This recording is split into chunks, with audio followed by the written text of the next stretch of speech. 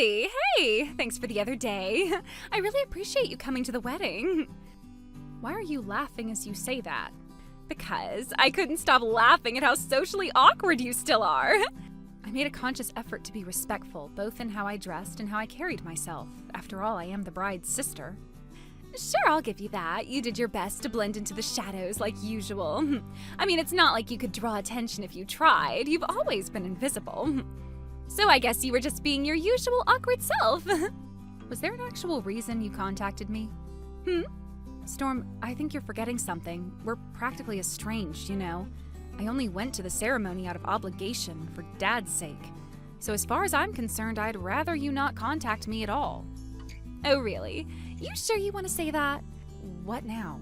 I overheard Mom and Dad talking at the reception, you know. You're living in some bottom-of-the-barrel poverty situation, right? They said you're making, what, $10,000 a year? That's like $800 a month. How are you even surviving on that living alone? You must be in some real dump of an apartment. Wait, $10,000 a year? Where did that number even come from? Like I said, I overheard them talking. I seriously don't recall them saying that. 10 grand a year is practically NEET level, sis. Meanwhile, look at me. I've married a rich guy who works at a major company, and I'm living the dream as a full-time housewife. I don't have to work and still get to enjoy the luxurious life. Actually, you know what? Want me to give you some money? What? My husband's loaded. Covering the cost of a few basics so you can live like a human being isn't going to break our bank. I don't want your money. Don't be so proud. You can't possibly live on $800 a month. You're probably up to your eyeballs in debt just to keep the lights on. Sad little debt-ridden pauper. I'm giving you a lifeline here. Take it. No thanks. Doing anything you say is guaranteed to make my life worse. Oh, that's how you want to play it? Also, for your information, I'm not in debt, so you can relax. Are you sure about that? Think what you like. We're not in touch anyway, so I honestly don't care what you assume. You've always been so stubborn and hard to like. Then it's good I'm not trying to be likable. But deep down? What now? Be honest. About what? You want the money, right? I already said no. Well then, to my difficult little sister who can't admit when she's in need, I have a fantastic proposal for you. I don't need any proposals. Introduce me to a guy. What? Are you serious? Storm, you just got married. I know you've always had a thing for fooling around, but that's over now. You're married. Yeah, but my husband's such a boring, straight-laced guy, and he's so bland in bed. I'm bored to death. No excitement. I'm dying here. Didn't you get married knowing full well what kind of person he is? I was fooled by the looks and the paycheck, okay? So come on, hook me up with someone. Even if I wanted to, just one guy, that's all I'm asking. You're being absolutely ridiculous. Come on, and make sure he's hot. I'm not doing this. Why not? Because I'm not about to help you cheat on your husband. It's just for fun. It's not my fault he can't satisfy me. He's the problem. Listen, that kind of stuff might sound casual to you, but the consequences, they're not. Whether you're single or married makes a huge difference when it comes to affairs. Get your act together. You sound so self-righteous. Living on your own for 10 years turned you into some arrogant little know-it-all, huh? You were always a brat, but now it's worse. Say whatever you want. This conversation is over.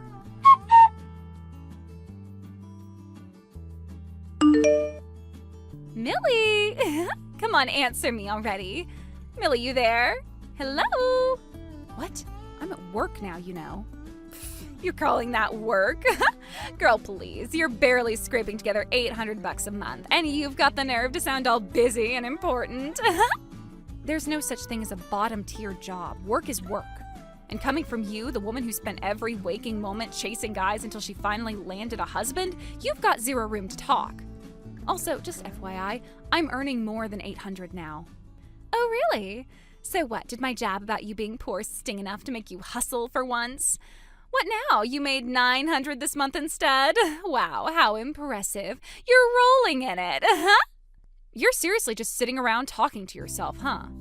Making jokes, laughing at them, then replying like anyone's entertained? You must be so bored. Anyway, I'm done with this. Okay, fine. But what if I said, I took your man? What are you talking about? My man? Yeah. Some guy walked out of that shabby little apartment building you live in, and I just knew he had to be yours. So I went and got a little friendly with him. I hope you don't mind. I'm sorry, what? First of all, my apartment isn't nearly as terrible as you make it sound. And second, it's got pretty tight security. Are you sure you're not confusing me with someone else? Tisk tisk, no need to pretend, sis. He told me himself you two were involved. And I gotta say, he was pretty great. Good looking, fun, knew how to handle things in bed. Exactly the kind of thrill I've been craving. Way more exciting than my straight-laced husband, that's for sure. Wait, are you telling me you actually slept with someone you think I'm dating? Relax, what's the big deal? You're my sister. So we shared a guy for a bit, no harm done, right? That is completely insane. I have no idea what guy you're even talking about. Oh, come on, don't play dumb. He said you were struggling financially too, so I figured why not help out? I handed him $30,000. You what? And since you were kind enough to introduce me to such a lovely guy, I figured I'd return the favor. Check your mailbox. There's $20,000 in there just for you, my way of saying thanks for the referral. You've got to be kidding me. You put $20,000 in my mailbox? Yup, so generous, right? Anyway, just wanted to let you know I'll be keeping your man now. He and I really hit it off. You are unbelievable.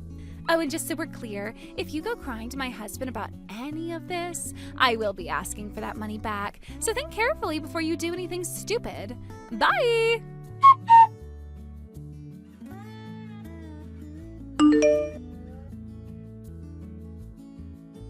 Millie, what the hell do you think you're doing? Answer your damn phone. What? What?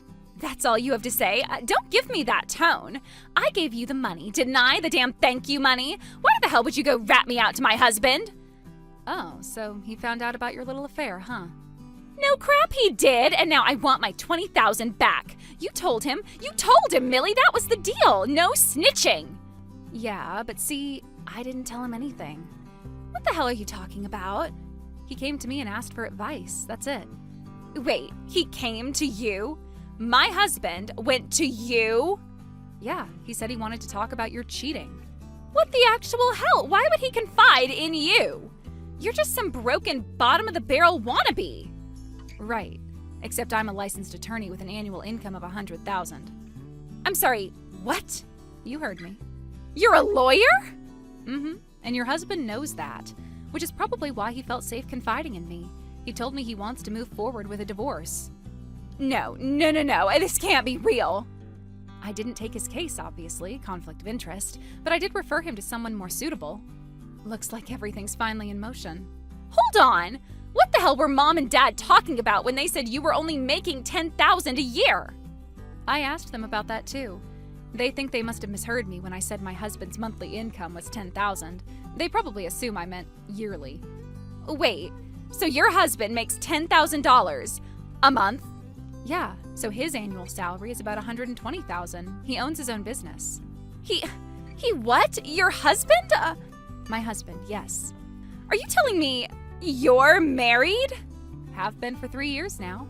We met through a colleague of mine. He's the legal advisor for my husband's company. We got married not long after. We even have a kid. 3 years? Yeah. I just never told you because, well, dealing with your jealousy and drama isn't exactly how I'd like to spend my time. Wait.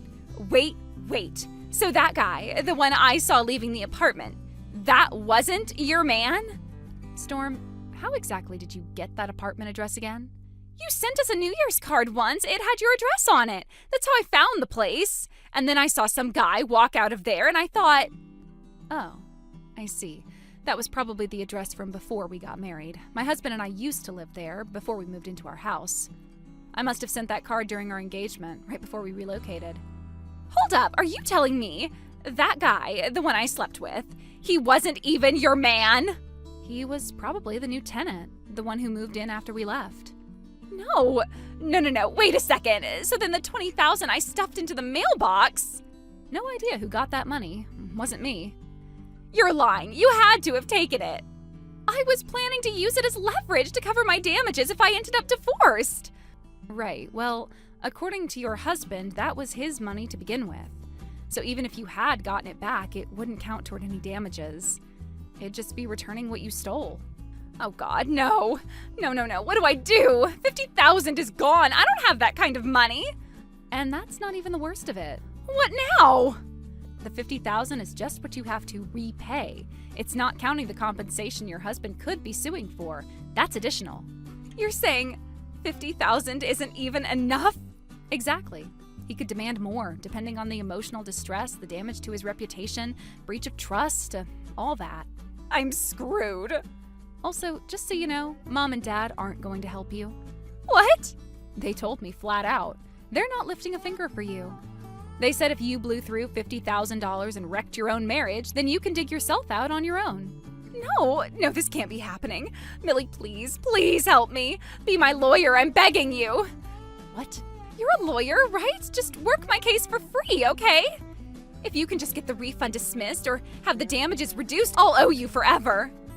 No. What do you mean, no? You're my sister. You can't just abandon me like this. Being your sister doesn't mean I'm obligated to clean up your messes. And besides, what you're asking is impossible. Even lawyers have limits. We can't magically erase wrongdoing just because you regret it now. You are heartless.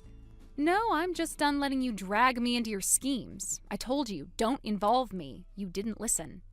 Millie, please just wait. Don't leave me. Wait, please, don't leave me like this.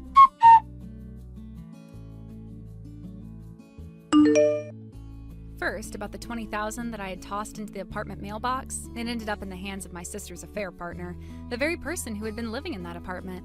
He found the money and, of course, squandered it. I couldn't believe it when I heard. It was as if the money had vanished into thin air, only to be wasted on things that were irrelevant. This affair partner of hers that had been told by my sister that she was a wealthy, single woman, it's hard to even imagine the level of deception involved in that. The lie she had been living was so far removed from the truth that it was almost comical, except for the fact that it was rooted in a situation so destructive. What made this whole mess even more complicated was that this man had no real interest in my sister's character or her feelings. He was only interested in what he thought was a golden opportunity. He had been misled, and now he was involved in the chaos she had created. After everything that happened, he came forward and apologized, though it didn't change anything in the end. I suppose in a way it was too little too late. Still, after some back and forth, they reached an agreement on the standard amount for the alimony, just enough to cover the situation with no grand gestures or any attempt to make things right beyond what was expected. Meanwhile, my sister was left to face the consequences of her actions, something she was ill-prepared for. The reality of it all hit her much harder than I think she had anticipated. It wasn't just about the $20,000, but the entire mess that surrounded her. As if that wasn't enough, it turned out that there had been another affair during her engagement. I couldn't believe it. She was engaged to someone else while all of this was going on. How was that even possible? Apparently, the affair partner during her engagement was a separate issue, something that had somehow remained hidden until now. And so, in addition to the situation she had already created, my sister was now being asked to pay alimony for that as well. It seemed as though her life was nothing but a series of missteps, each one compounding the last, creating an overwhelming mess that she had no idea how to untangle. It wasn't just the affairs, though. That part, while shocking, was almost expected. The way my sister had been living, the way she thought she could get away with anything, her life had been one big string of mistakes, and I couldn't help but think that some part of her believed she could avoid any real consequences. She had a way of interpreting everything around her in the most convenient way possible. It was almost as if she believed that if she twisted things enough, the truth would bend to her will. But that kind of thinking doesn't work forever. Sooner or later, the truth catches up with you, and that's exactly what happened here. The carefree attitude she had carried through life, always choosing what was easiest rather than what was right, had led her down a path she couldn't undo. I had always been frustrated by my sister's behavior. She had such a reckless personality, one that never considered the long-term consequences. There were so many things I wanted to say, so many things I wanted to point out to her, but I knew better than to waste my breath. She wasn't the type to listen. She had a way of brushing off anything that didn't align with her view of the world, interpreting everything in a way that made it all seem like someone else's fault. And now she was finally paying for that mentality, in ways that would haunt her for a long time. The idea that she could just ignore the damage she caused and carry on as if nothing had happened had been her biggest mistake. It had always seemed so easy for her to get away with things, to assume that everything would just work out, but she was wrong. Life doesn't just forgive you for being reckless. You can't keep running away from the consequences no matter how hard you try. Now, my sister was in a far more difficult place than I ever expected. She was working tirelessly at some seedy bar in a rundown part of town, spending her days and nights trying to pay off the debts she had accumulated. She had no time for herself, no space to think, no ability to see any way out. Her life had become a constant grind, a daily struggle to stay afloat in a sea of mistakes she couldn't undo. And I wondered, as I thought about it, if she even realized how far she had fallen. Did she understand what it meant to lose everything? To be left with nothing but the consequences of her own actions? It seemed like she had become numb to it, as though she had already accepted that this was her new life, that she had no way of turning things around. It was painful to think about, and yet I couldn't help but feel a certain level of frustration. Part of me wanted to sympathize with her, to feel sorry for her as she worked herself to exhaustion, day after day, trying to repay the debts she had made.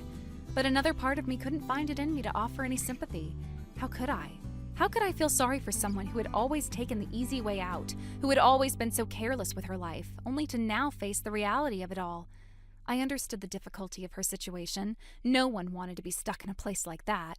But she had done this to herself. She had made these choices, and now she was paying for them. I didn't want to see my sister suffer, but there was no other way to look at it. Her choices had led her here, and there was no quick fix for the mess she had created. It was hard not to feel angry at her, angry for the way she had handled everything, for the way she had ignored all the signs along the way. It wasn't just the affairs or the lies, it was the way she had treated the people around her, the way she had treated the consequences of her actions as if they didn't matter. But they did. They mattered more than anything, and now she was the one left picking up the pieces. What was even more difficult was that I couldn't offer any real advice to her. She had burned so many bridges, alienated so many people, and now she was living in a world where she had no one left to turn to. The money she had spent, the lies she had told, the people she had hurt, it had all built up to this moment. And there she was, working in a dirty bar, hoping that somehow, through sheer effort, she could pay off everything and get her life back on track. But I didn't see how she could. Life doesn't hand out second chances just because you're sorry. You can't undo what's been done. You can only try to do better moving forward. And that, it seemed, was the hardest lesson of all for my sister to learn. Thank you for watching and listening. We hope you enjoyed the video. Don't forget to like this video and subscribe. Also, feel free to leave a comment about what you thought of the story. We look forward to seeing you at the next story. Thank you for watching. Please subscribe and hit the like button. See you next time.